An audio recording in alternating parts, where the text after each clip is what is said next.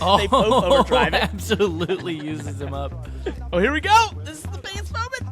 Oh, no. Gosh.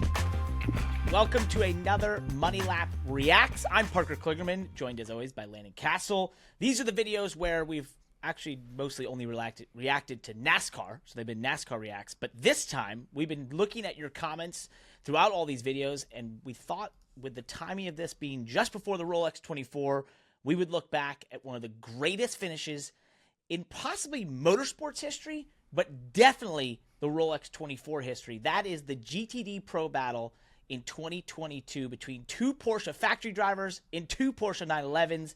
Absolutely in a knockdown drag out to the finish, including a coming together in the final laps. Landon, I was on the grounds for this. It was one of the craziest things I've watched in all of my time of covering sports car racing and being a part of that world. And I think in a lot of ways, though, as you watch this, it will remind you so much of what we love about stock car racing at road courses the last couple of years with the amount of contact they have. On top of the fact that any time you have a 24-hour race and there's a race for the win that's even within seconds or on the same lap of each other, let alone what we're about to see, it creates this insane amount of excitement. So let's just roll the tape. This is going to be fun. All right, so at the top you see an hour 25 remaining or so. Don't look at that. That is, we're about to fast forward here. We just want to show this moment here between the 9 and the 2 car there, which is the red car is the lead car. That's the Fast Motorsports Porsche being driven by Mathieu Jaminet, and then that's Lauren Vanthoor in the number 2 car going to the outside here into the left-hand kink. He's going to shove off because, where was he there's going? A bunch of marbles out there. Well, he was trying to go around him to set up for the inside going down here into the right-hander, but basically there's so many marbles in a 24-hour race at this point, a little bit of time going, that you can't go out there. And this definitely got to him because, look, he misses this corner right here. Yep. And it's kind of in his head with 22 and a half hours into this race. I would imagine they're a little tired at this point, wouldn't you say? Look at that. Oof. It could have been massive. He saved it, though. Gosh. I think they are, I think sleep deprivation, definitely a thing, right? I'm not These sure are where they're two going, Porsche where he's going. Well, you got to take the chance. These are two Porsche factory drivers in two identical Porsches, essentially, right? At the end of a 24-hour race, one of the more important ones in the world, this close together. One of the things we should tell you is that this era of GT racing, this was back in 2022, they just shifted to the GTD Pro system, which means they went away from GTLM cars, and now GTD Pro is basically the GT3 category, which has ABS, traction control, a bunch of help. It used to just be more of a Pro-Am class, and therefore you have factory-level drivers, top-level sports car drivers that are now, currently racing for Porsche in the prototype classes in ABS, traction-controlled 911s. So there's very little mistakes made.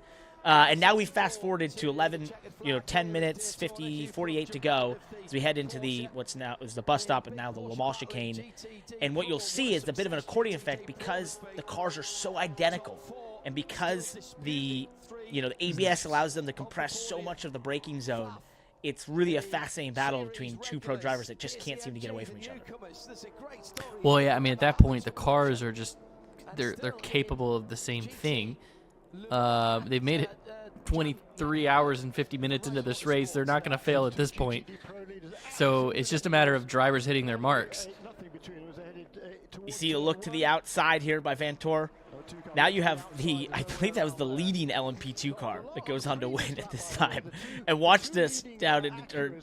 Oh! And there's a bump. Oh, Vanthoor, you... Oh. Imagine being the LMP2 car at that time. But he put himself in this spot again. Look at this. Why? Yeah. That's the third time we've seen Vanthoor look to the outside not in a corner that you can go for the outside.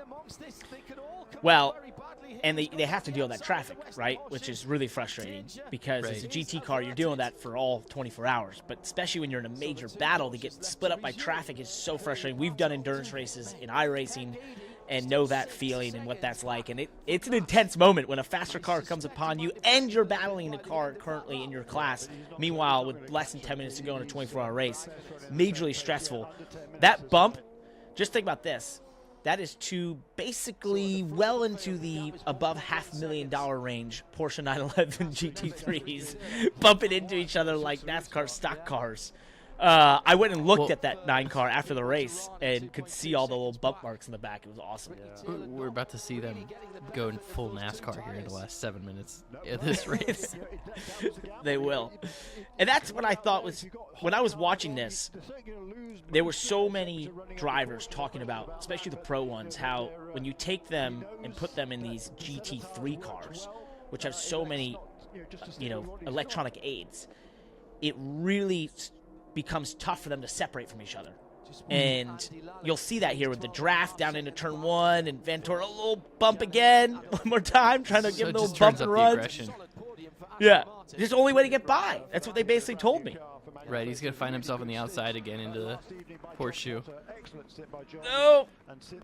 Oh, they both overdrive it. Absolutely uses him up. Then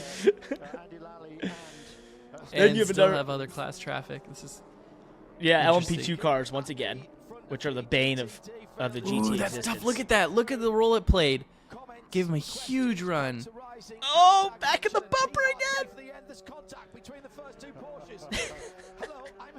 That's 3 How are touches the spotters if of you're these counting at home. LMP2 drivers not just telling them, wait until to the speedway to make these moves? I know, but you can't. They're doing their own thing, right? Yeah. They have spotters in these cars. A lot of teams have them. Usually just one. That's sort of their, they split it. Some do 12 hours and 12 hours. Some split it in shifts. But they, you don't use them a ton.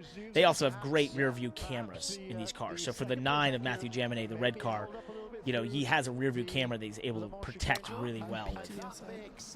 Here we go, back on the Watch him see if banking. he can get a toe. Oh, he doesn't look for the toe off the LMP. Jaminet did. You see him shoot up there. Oh, that's what I was going to say, the leader. For Lawrence Vanthoor, it's like it's going to compress almost every time, as long as he stays just close enough by the time they get to turn 1. He'll get all the way there. He's done it every lap. Every time. It's- And he can use the 9 as a buffer under braking. Look at this. He'll gain because you can just be like, yeah, I'll get that little bit more. He didn't quite get everything. It's so easy to judge your braking at times off a car in front of you. Allows him Yeah, to get it's- so close towards the international horseshoe. For me, it's like it always gets you that extra couple feet, Here he goes to the outside into turn 1. That's definitely not going to work. Why? Look at all- What you can is with see the him? marbles down there, by the way. What is with him and looking to the outside? Now he crosses himself over. He's got and he's there. going to be on the outside. Oh! He's He's going to run him off the road. Oh, no. A full lead change, but it's not going to stick. Oh, on board here. This is awesome. Another door slam.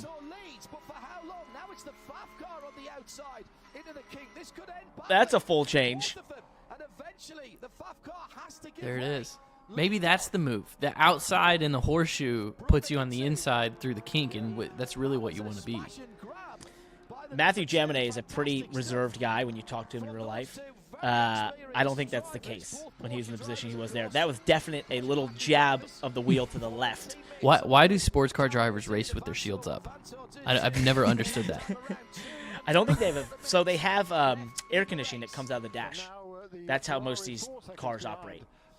Some, they don't always have an air hose. The GTP cars have the air hoses and such sometimes, but the DPIs back then had out of the dash as well. And then the GT cars have air out of the dash, like a road car. Spencer Pompelli was my teammate at JD Motorsports the first time he drove NASCAR at COTA a couple years ago. And he made a comment about, like, I'll just run with my shield open. And I was like, yeah, you don't want to do that in one of these cars. He was like, why? What's wrong? And I'm like, well, aside from probably puking your guts out and getting sick from carbon monoxide poisoning after the race, your eyes will probably be sandblasted. He was like, That's a great point. okay. I guess I'll put That's my shield actually a down. great point. Well, I guess no one ever thinks about that. Well, their cars are really sealed off, too. They don't have any openings. So Right. it's not like ours where they have the, Nakaducts that allow air in and that sort of thing. These are sealed off. Let's see what his move is here in turn 1. He's got the toe. We saw Vanthoor's. Or what? Yep. I'm sorry, how do you pronounce his name? Vanthoor, you're right. Oh, he threw a block. And Vanthoor absolutely fired it down into turn 1. Which is tricky territory in IMSA. They will penalize you for that sort of thing. But we are on the final lap here. That's a borderline block as well. Oh, you don't care. There's the bump. Oh boy. Muscles him out of the Get way. the power down. Nope.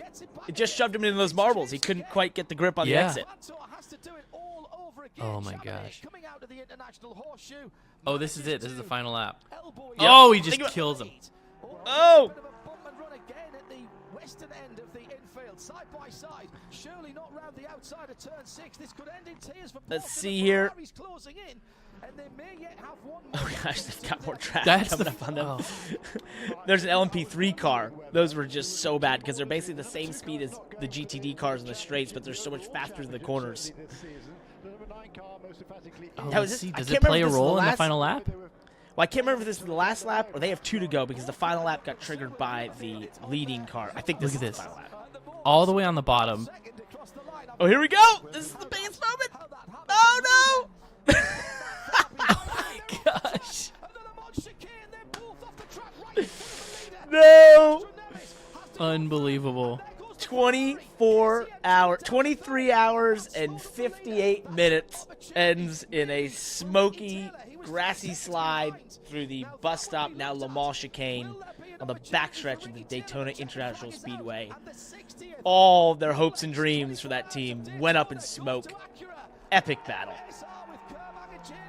I mean, they gave each other no room at all. That was almost pitiful. Sports car drivers that need to learn how to stock cars. Oh, man. So, after the race, I went up to those, to the 2-team car. Because I still finished second or third, I can't remember. And the, I looked at the car, and I mean, there was just so many visible places where they had knocked into each other and that sort of thing. And I saw the team. I mean, they were disappointed, but it was like in a 24-hour race to even be in contention like that. They were entertained. Yeah, they were entertained. Everyone. I mean, I was standing there, and I don't think any of us really was even accepting what was happening in front of us, having seen 24-hour races end with a couple seconds between the top leaders and think, oh, that was close, you know, whatever. But to have a battle like that becomes a full contact just brawl, I thought was just one of the most epic things. And so many people were talking about and talking to the pro drivers of that class, how they were like, man, you're going to end up with 5 cars in a train. Just watch. There's going to be a train of 5 cars because we can't get away from each other. And it wasn't 5 cars, but it was 2, and it was really damn entertaining. That's cool. Yeah, I had fun with that one. So, we've done our first React that wasn't NASCAR. Hopefully people enjoyed that, Landon. Yeah, absolutely. What better place than Daytona? The 24 coming right up. And we are recording this just before the 2024 Rolex 24, which I'll be at in the pits. So maybe we'll get to see something just as special. But this was fun. I don't know if we even said it. Thank you to K9 Racing and Stuff for putting this one in the comments. We listened. We're reading the comments. So let us know more races you'd like us to react to. It can be anything from Indycar, sports cars, NASCAR. F1 might be tough for reasons of rights and legal stuff that we have lawyers that we need to find and fund. But if you like this, let us know. That's another Money Lap Reacts. Peace.